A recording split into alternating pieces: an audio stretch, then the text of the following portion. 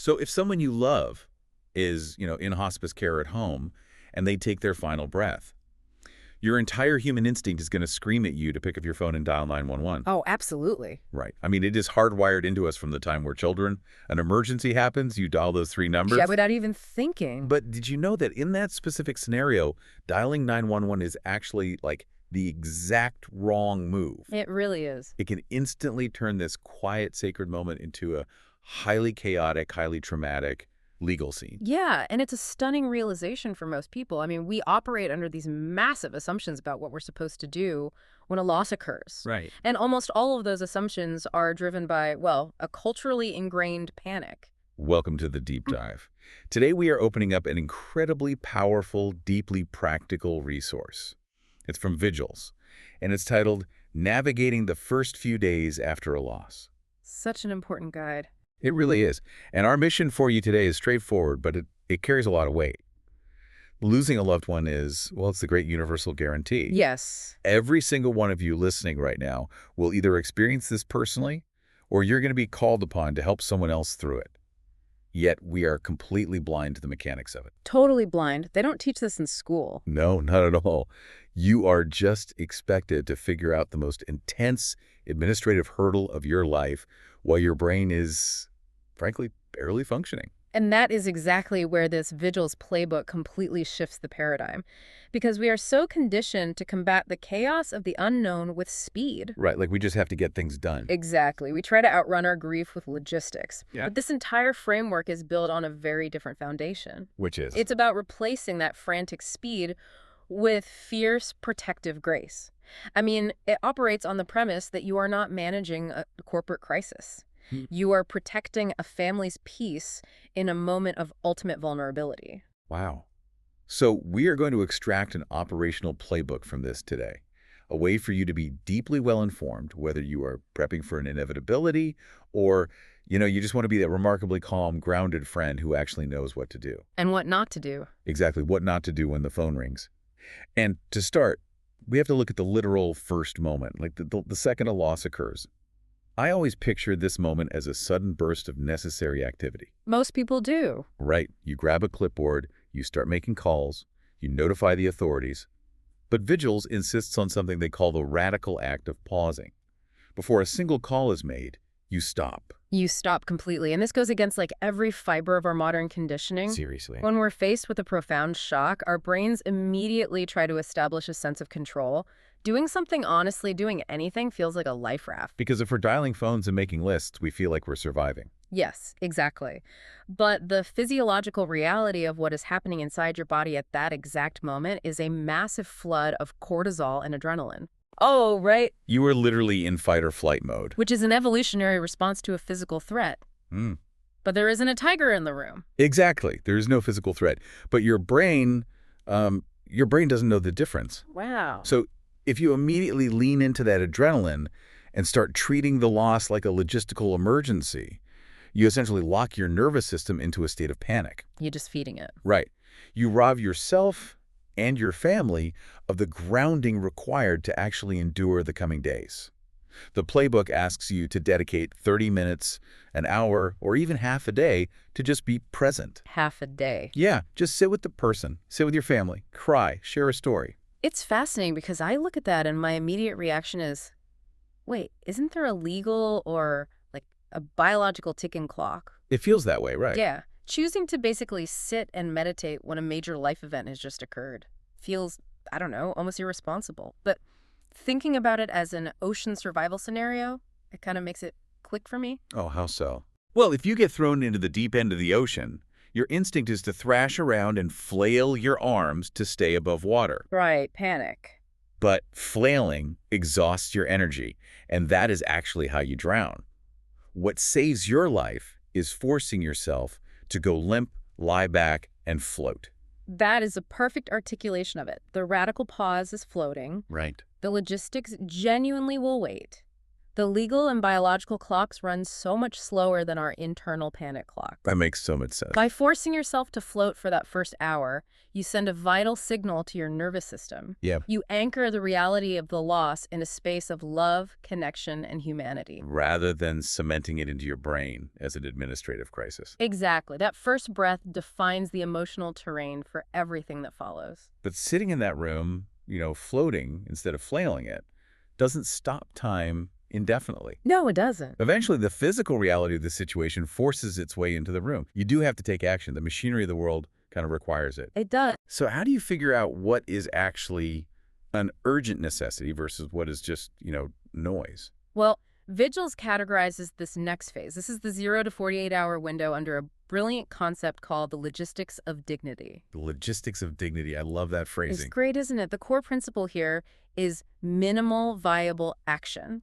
And the very first operational standard is delegation. Right. You identify one or two trusted people, and you hand these specific physical tasks over.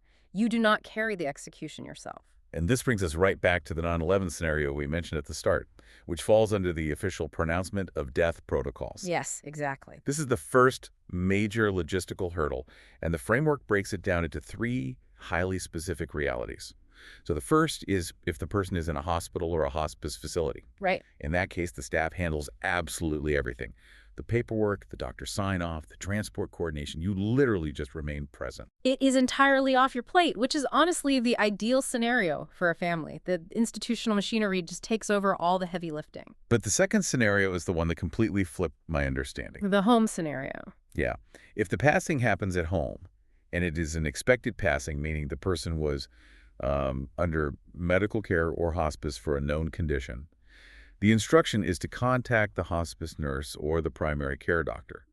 And it explicitly warns you to completely bypass 911. Right, because if we look at the legal mechanics of emergency services, first responders are trained and mandated for one singular outcome. Which is saving lives. Yes, saving lives in active medical emergencies. Right. They aren't grief counselors. I mean, they are paramedics. Precisely. If you call 911, you are essentially pulling a fire alarm. You trigger a chaotic, high-stress protocol. Oh, wow. Sirens arrive at your house. Paramedics rush into your living room with heavy equipment, heavy boots, loud radios. That's horrifying. And in many jurisdictions, unless you can immediately thrust a very specific, legally binding, do not resuscitate order into their hands, the second they cross the threshold, they are legally obligated to attempt resuscitation. Oh my God. So you take this quiet, sacred stillness of someone's final moments and you just completely shatter it. You do. You introduce chest compressions and defibrillators to a body that was just resting peacefully. That sounds profoundly traumatic for the family to have to watch. It is deeply traumatic and entirely unnecessary for an expected passing. But by contrast, look at what happens when you call the hospice nurse or the primary doctor. Right. Totally different vibe. Completely. A professional who already understands the context of the situation arrives at your door. They walk in quietly. They handle the official pronouncement with gentleness and respect. They hold space for the family. Yes. That is the essence of the logistics of dignity. It's about securing immediate physical care without inviting chaos into the home. Now, obviously, the third scenario is if the passing at home is unexpected, like a sudden heart attack or an accident. Right, of course. In that case, you absolutely must call 911. And you have to mentally prepare yourself for that emergency protocol. Because the authorities have to clear the scene legally. Exactly. But beyond the official pronouncement, I was genuinely shocked by how short the list of immediate tasks actually is for those first 48 hours. What else stood out on that list for you? Well, it's basically just securing the property and the pets. Like, if the person lived alone, making sure the back door is locked and the dog has food. Simple things. Yeah, and then finding their intentions. Yeah. And by intentions, it doesn't mean like tearing apart their home office looking for life insurance policies or crypto passwords. No, not at all. The only piece of information you actually need in those first 48 hours is their preference for burial versus cremation. Because that singular piece of information dictates the only other immediate action required, which is engaging a funeral home. Exactly. And even then, the framework dials the pressure all the way down. I always assumed calling the funeral home meant sitting in some, mahogany office for 4 hours, picking out casket handles and flower arrangement. Right, planning the whole thing. Yeah, but the reality is you are only calling to compare prices. and choose who will physically transport the body and file the death certificate. That's it. You aren't planning a memorial service on day one. You are just ensuring physical dignity. Literally everything else waits. Think about the psychological relief of that limitation. It's massive. When your brain is operating at like 10% capacity due to shock, being told you only have to make this one phone call and it's just for transport is a lifeline. Yeah, it prevents decision fatigue before the actual marathon even begins. Exactly. But here is where the marathon usually starts sprinting at you. The physical body is cared for. The 48 hours have passed. Now the ripple effect begins. The outside world. The outside world finds out. Aunts, uncles, coworkers, neighbors, they all get the news. And suddenly, your phone becomes a weapon. Oh, it really does. It's blowing up with texts, voicemails, Facebook messages. I always thought you just had to grit your teeth and absorb it, you know. A lot of people think that. You just endure the exhausting influx of well-wishers because they mean well. But Vigils introduces this concept of fiercely guarded boundaries.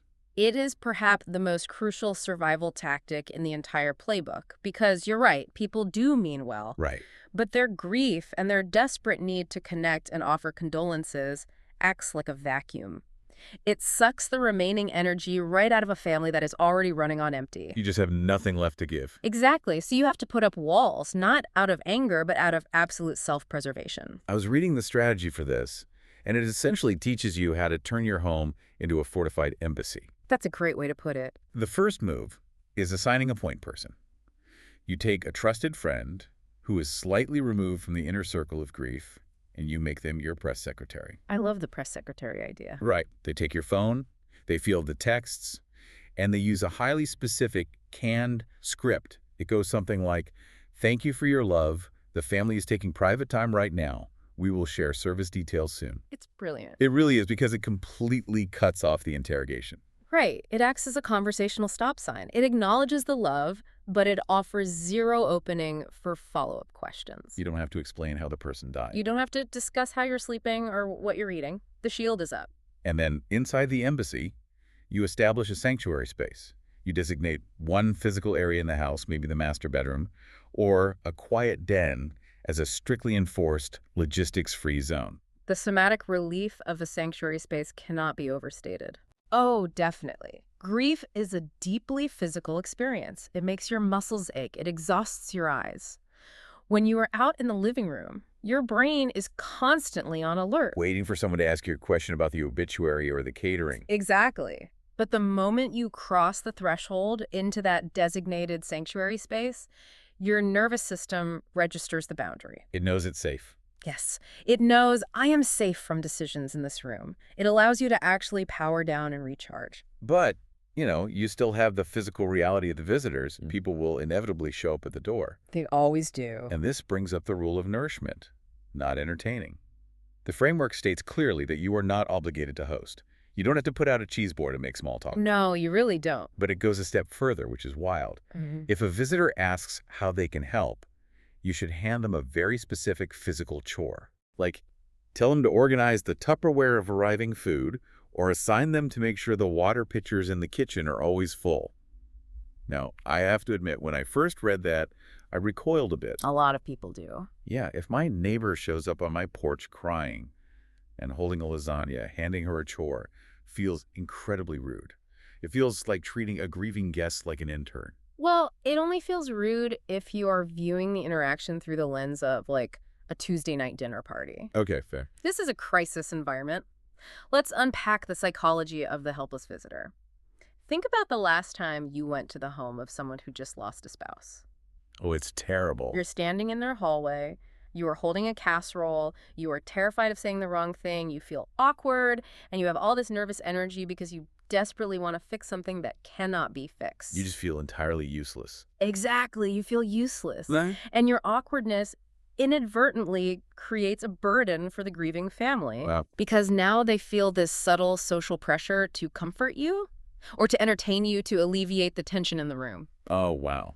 which is the absolute last thing they have the capacity to do. Right. So when the family says, thank you so much for the lasagna, actually, the fridge is chaotic right now. Would you mind spending 20 minutes reorganizing the shelves so we can fit these dishes? You aren't treating them like an intern. No, you are handing them a profound gift. You're giving them a release valve for their nervous energy. You are giving them purpose.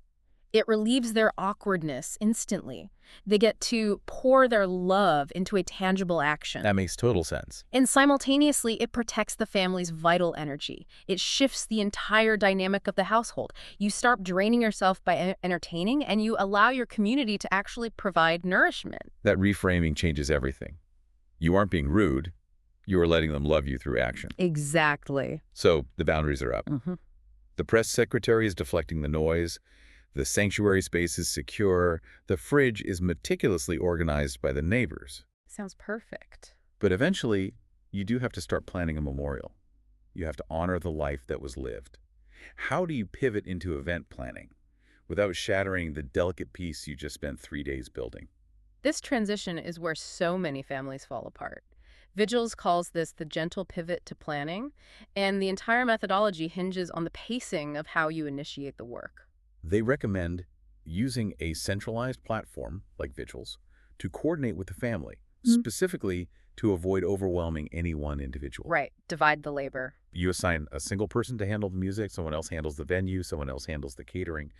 But the specific advice on where to begin is what caught me off guard. Oh, really? Yeah. The playbook explicitly says to start with photos. Right. Before you open a spreadsheet to discuss a budget, before you look at a calendar for dates, you have everyone upload and share their favorite memories and pictures. Why did that catch you off guard? Well, because if I am planning any other event, a corporate retreat, a wedding, a major conference, and I start by looking at a nostalgic scrapbook instead of securing a venue and a budget, I am going to have a disaster on my hands. True. Event planning requires immediate transactional structure. Starting with photos feels completely backward. Well, it would be backward for a corporate retreat, but the danger here is treating a memorial like a corporate retreat. If you sit a grieving family down at a dining room table, and the first words out of your mouth are about budgets, deposits, and scheduling conflicts, you instantly force their brains into a cold, transactional mindset. Which is stressful. Very. It creates friction. Families argue over money. It turns an act of honoring into a sterile, highly stressful administrative chore. So starting with the photos completely short-circuits that administrative brain. It recenters the entire process on the person rather than the task. Imagine sitting around that same table, but instead of a spreadsheet, you pull up a photo of a ridiculous family vacation from 10 years ago. You laugh at the outfits. You cry over a beautiful portrait. You connect. You remember why you are doing the work in the first place. You aren't managing an asset. You're celebrating a life. Precisely. It softens the emotional ground before you have to plant the harder logistical seeds. It transforms the initiation of planning into a shared act of connection. Which makes their pick one thing rule incredibly viable. Yes. The framework advises you to focus on just a single element for the day. You don't sit down to plan the whole funeral. The operational instruction is literally open the checklist, complete only the first 2 items, maybe picking the program photo and choosing one piece of music, and then close the laptop. And you're done. Nothing more for today. It is the ultimate defense against the avalanche of decision fatigue. And it's worth noting that the Vigils platform also provides immense cultural and religious scaffolding. Yes, that's so helpful. They offer specific, step-by-step guides tailored for Catholic, Jewish, Muslim, and various other traditions. So you don't even have to burn mental calories researching the appropriate timelines or rituals for your specific faith. The structure is already built for you. That is another form of delegation, right? Yeah. You're letting the platform hold the heavy weight of tradition so you can just lean into the rituals without having to architect them from scratch. Exactly. So if we step back and look at the terrain we've covered today, we start by rejecting the panic clock, Right? the radical act of pausing and floating instead of flailing. Then we move into the 0 to 48-hour window, mastering the logistics of dignity, understanding that 9/11 is a chaotic tool you don't always need to use, and that minimal viable action is the goal. Definitely. We build our embassy, setting up fierce boundaries with press secretaries and sanctuary spaces, transforming helpless visitors from an exhausting audience into a nourishing community. And finally, we gently pivot to planning by starting with shared memories rather than stressful spreadsheets. It's quite a journey. The entire philosophy of this operational playbook is best summarized by a defining passage from the material itself. Oh, read it for us. It states, grace is not about being perfect. Grace is about giving yourself permission to feel, permission to ask for help, and permission to rest. That is the core of it, giving yourself permission. For you listening, we hope this deep dive acts as a mental toolkit that you can fold up and keep in your back pocket. Absolutely. It is there to guide you when your own moment inevitably comes, but it's also there to empower you to step up. When a friend is lost in the fog of a sudden loss, you can be the one who knows how to quietly organize the fridge, or who knows how to gently suggest that the logistics can wait for tomorrow. It is a profound framework for surviving the worst days of our lives. But as we close, I want to leave you with a final thought to mull over, expanding on this concept of fiercely guarded grace. Okay, what is it? We have seen how incredibly effective this playbook is for surviving the overwhelming shock of a death. But what happens if we apply these exact same mechanics to other massive life transitions? Wait, what kind of transitions? Well, imagine applying the logistics of dignity to a sudden devastating job loss, or the messy, chaotic fallout of a divorce, or the afternoon you receive a major life-altering medical diagnosis. Oh, wow. Our instinct in those moments is exactly the same. We panic, we immediately rush to fix it, we start frantically updating the resume, or we call lawyers in a blind panic, or we start furiously Googling medical statistics. We flail in the water. We flail. But what if we didn't? What if, upon getting fired or getting that diagnosis, we gave ourselves permission to execute a radical pause? Just stop. Just stop. What if we designated a sanctuary space in our home where we refuse to look at job boards? What if we appointed a point person to handle the nosy, exhausting questions from extended family about the divorce, using a canned script to protect our peace? Wow. Turning the embassy model toward a medical diagnosis or a divorce. You are right. That illusion of control, the urge to grab the clipboard and combat fear with administration, is always going to tempt us no matter the crisis. It always will. But if we can learn anything from this playbook, it's that true resilience isn't about how quickly you can execute a checklist while under duress. Right. True resilience might just be having the courage to stop, to take a breath, to float, and to let the machinery of the world wait until you are ready.